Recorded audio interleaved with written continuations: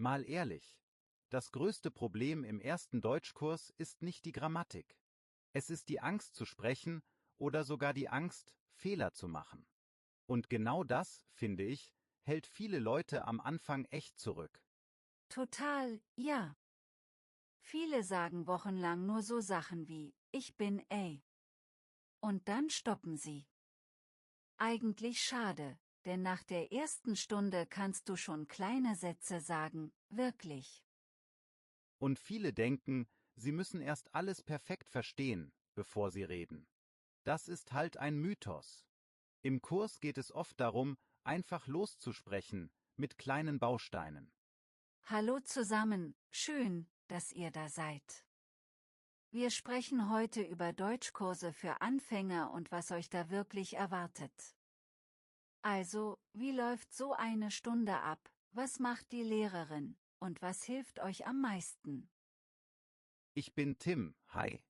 Und ich sag's gleich, wir haben heute praktische Tipps, ein kleines Rollenspiel und, auch ein Mini-Quiz in der Mitte. Bleibt also dran, das wird hilfreich und, naja, hoffentlich auch ein bisschen lustig. Fangen wir mit dem ersten Tag an. In vielen Kursen sagt die Lehrerin am Anfang Name, Land, Sprache. Also so, ich heiße Julia, ich komme aus Deutschland, ich spreche Deutsch und Englisch. Genau, und dann merkt man, aha, das kann ich auch sagen. Man lernt einfache Sätze wie, ich heiße Tim, ich komme aus Spanien, ich wohne in Berlin. Das fühlt sich gut an, weil man sofort sprechen kann. Oft gibt es auch kleine Gruppen, so Partnerarbeit. Man übt Hallo, Tschüss, wie geht's, und man fragt, woher kommst du, was machst du? Das ist sehr praktisch, denn das brauchst du gleich im echten Leben. Und die Lehrerin wiederholt viel, spricht langsam, zeigt mit Gesten oder zeichnet etwas an die Tafel. Das ist normal und wichtig. Manche denken zuerst, oh, das ist kindisch. Aber nein, Bilder helfen echt beim Verstehen. Man bekommt auch Hausaufgaben, meist nicht so viel am Anfang. Zum Beispiel neue Wörter schreiben, mit Artikel, also mit der, die oder das. Oder kleine Dialoge lesen und laut sprechen, einfach um sicherer zu werden. Lass uns mal früh ein kurzes Rollenspiel machen, ja? Du bist die Lehrerin, ich bin neu im Kurs. Ich will fragen, wenn ich etwas nicht verstehe. Okay, los geht's. Hallo, ich bin Julia, die Lehrerin. Willkommen im Kurs. Guten Tag. Entschuldigung, können Sie das bitte wiederholen? Ich habe nicht alles verstanden. Ja, klar. Ich wiederhole, wir üben heute Begrüßungen und die Frage, wie heißt du? Ist das okay? Ja, danke. Und was bedeutet Übung genau? Ist das eine Aufgabe? Genau, eine Übung ist eine kleine Aufgabe zum Üben. Du machst sie im Kurs oder zu Hause. Super, danke. Und könnten Sie bitte etwas langsamer sprechen? Dann kann ich besser folgen. Natürlich. Ich spreche langsam und deutlich. Wenn etwas unklar ist, frag einfach nochmal. So, das war ein Mini-Dialog, den ihr wirklich am ersten Tag braucht. Höfliche Sätze wie, können Sie das bitte wiederholen oder können Sie bitte langsamer sprechen? Das sind eure Rettungsanker, die helfen sofort. Ja, und noch ein Satz, wie sagt man auf Deutsch? Damit könnt ihr schnell ein Wort lernen, das ihr wirklich braucht. Zum Beispiel, wie sagt man Charger auf Deutsch? Dann erklärt die Lehrerin das Ladegerät. Kleiner Tipp aus meiner Erfahrung.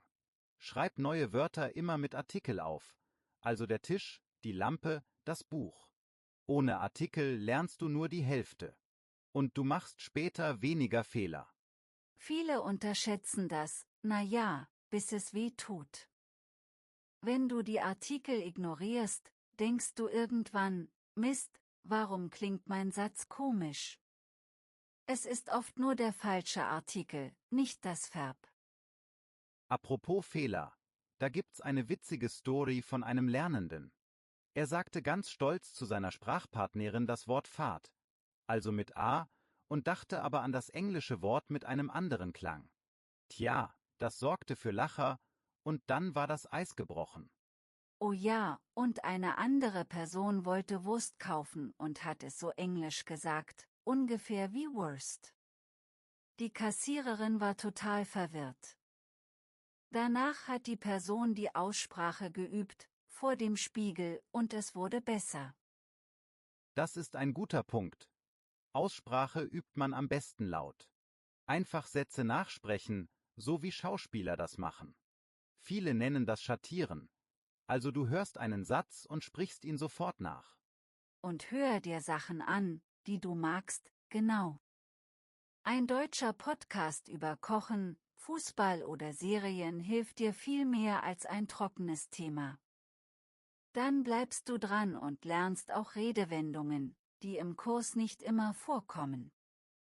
Kleiner Reel, Talk zu Apps, ja? Manche lieben sie, andere sagen, das ist zu flach.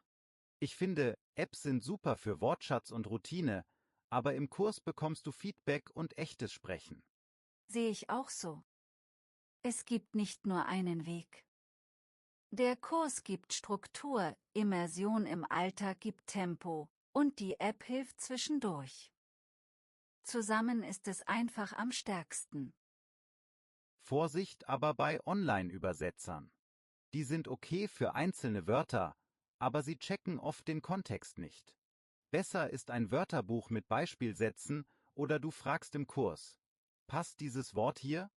Genau, wenn du nur blind kopierst, klingt der Satz schnell seltsam. Frag lieber einmal mehr, heißt es hier Weg oder Strecke, oder passt vielleicht Route besser? Dann lernst du gleich die Nuance mit. Kurzer Stopp, wir machen unser Midpoint-Quiz, okay? Mal testen. Wie bittest du höflich in einem Kurs, dass die Lehrerin langsamer spricht? Hast du es? Antwort: Können Sie bitte langsamer sprechen? Und wenn es eine junge Person ist, kannst du sagen: Kannst du bitte langsamer sprechen? Beides ist super höflich, mit Bitte drin. Top. Wenn du das sagen kannst, fühlst du dich im Kurs gleich sicherer. Übrigens, viel wird im Kurs wiederholt, das ist Absicht. Wiederholung macht die Strukturen einfach stabil. Was passiert sonst noch am Anfang? Ihr macht das Alphabet, ihr buchstabiert euren Namen.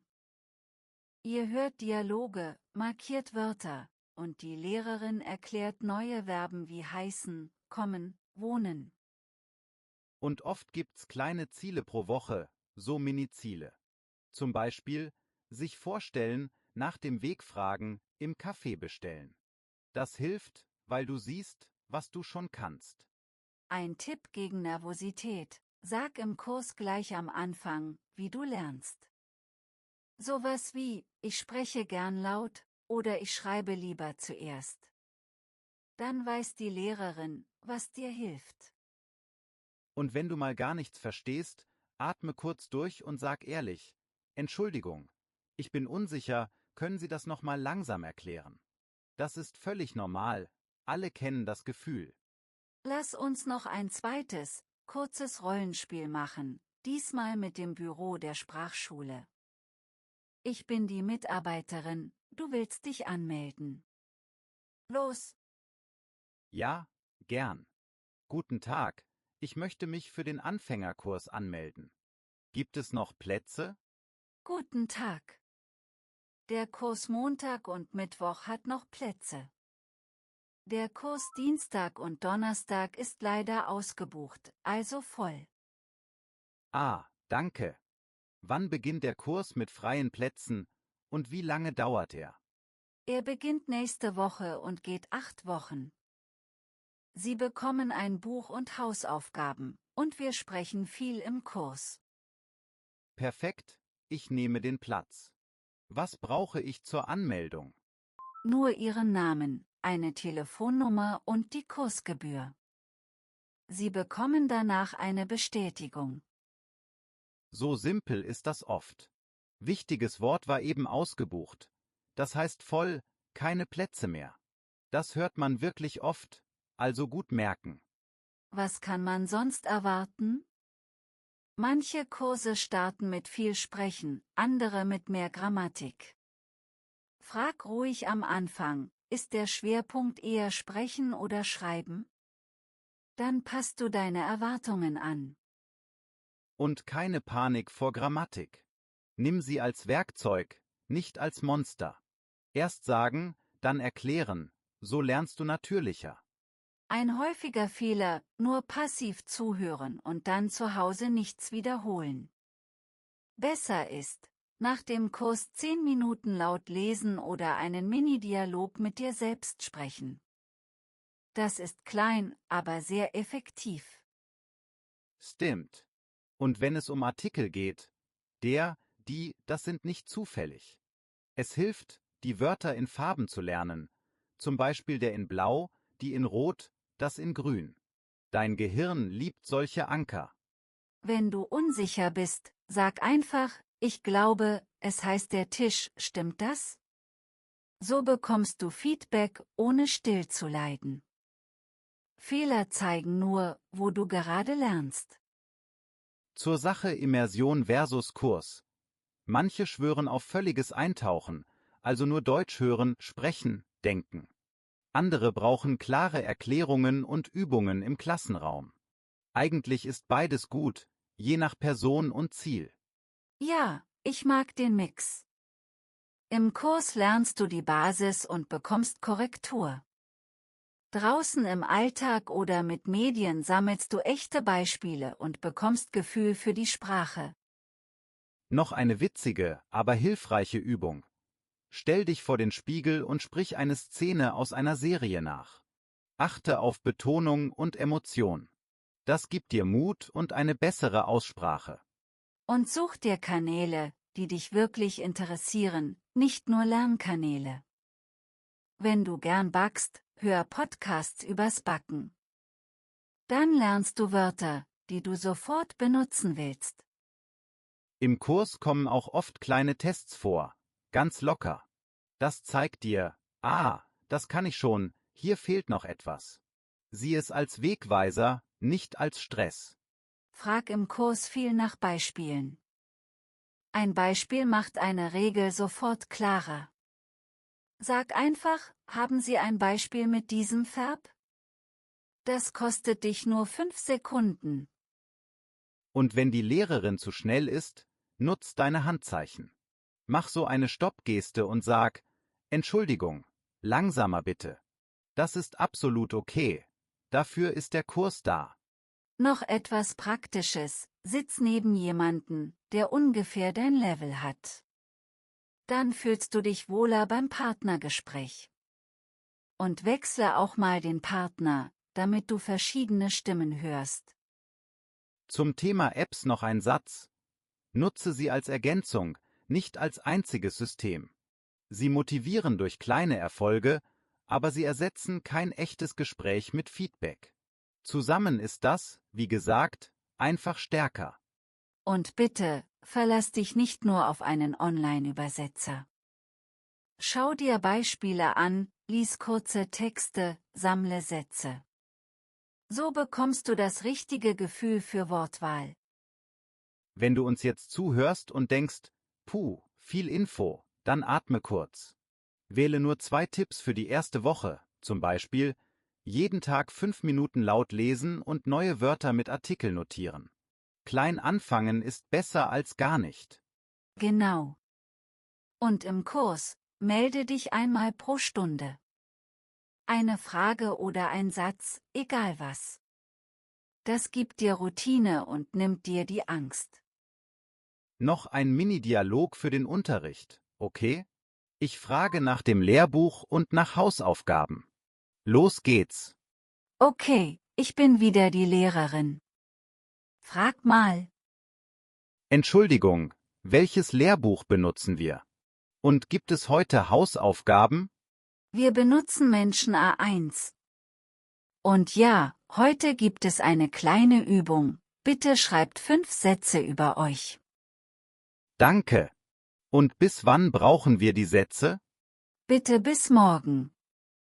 Lest sie dann im Kurs laut vor, wenn ihr mögt. So klingt das meistens, klar und freundlich. Und du weißt, was du tun sollst. Wenn etwas unklar ist, einfach kurz nachhaken. Wenn du mal einen schlechten Tag hast, ist das normal. Sag das ruhig deiner Lehrerin: Heute bin ich müde, ich brauche etwas mehr Zeit. Das macht den Druck kleiner. Und noch was zur Motivation. Häng dir einen Miniplan an den Kühlschrank. Zum Beispiel Montag hören, Dienstag sprechen, Mittwoch schreiben, Donnerstag wiederholen. So bleibt es leicht und sichtbar. Bevor wir zum Ende kommen, eine Frage an euch. Was hat euch im ersten Deutschkurs am meisten überrascht? Oder habt ihr eine lustige Verwechslung erlebt, so wie Fahrt und das andere Wort? Und wie merkt ihr euch das? Habt ihr eine Farbenmethode oder kleine Bilder? Schreibt uns gern in die Kommentare, wir sind neugierig. Okay, kurzes Fazit von mir: Im Anfängerkurs übst du Sprechen von Anfang an, du hörst viel und du stellst Fragen. Nutze höfliche Sätze wie „Können Sie das bitte wiederholen“ und Lerntricks wie Artikel mit Farben. Und kombiniere Methoden. Kurs für Struktur und Feedback, Medien und Alltag für Gefühl und Tempo, Apps für kleine Schritte. Mach kleine Ziele und bleib freundlich zu dir selbst. Fehler gehören dazu. Wenn dir das geholfen hat, gib uns gern ein Like und abonniere unseren Kanal. Dann verpasst du keine Folge mehr und bleibst motiviert. Danke fürs Zuhören und bis zum nächsten Mal. Macht's gut, bleibt dran und habt Spaß beim Lernen. Und ja, sprecht im Kurs so viel wie möglich, auch wenn's holprig ist. Tschüss zusammen.